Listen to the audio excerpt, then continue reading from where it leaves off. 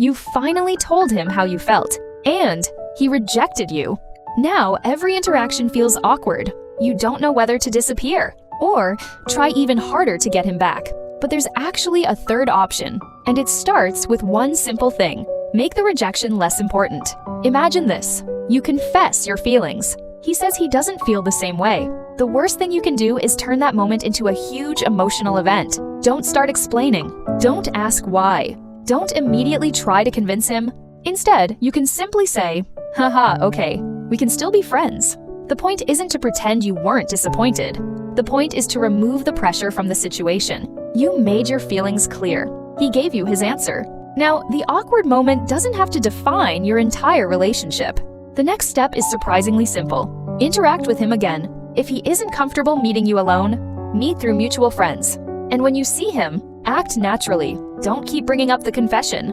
Don't make every conversation about what happened. Treat that moment as something that happened, not something that controls everything that happens next. Over time, the relationship may gradually return to a more comfortable state. But what if you still can't let him go? Then don't spend the next few months trying to convince him.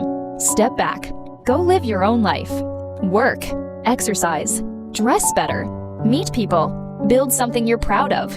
Not as a strategy to make him jealous, but because rejection should never become the center of your life. There's an interesting idea behind this. When someone has already shown interest in you, you may remain more noticeable to them than a complete stranger. So when you disappear from the emotional center of their attention, and later come back as a more confident, happier version of yourself, the way they see you can sometimes change. Maybe they become curious again. Maybe they don't. And that's exactly the point. You can't control their decision, but you can control what happens to you after the rejection. Being rejected doesn't mean the story is over, but it does mean you should stop trying to force the story. Sometimes the best way to create a second chance is to stop chasing the first one. And if you're ready for the next step, in the next video, we'll talk about something much more practical: how to flirt with a man through messages without making the conversation feel forced.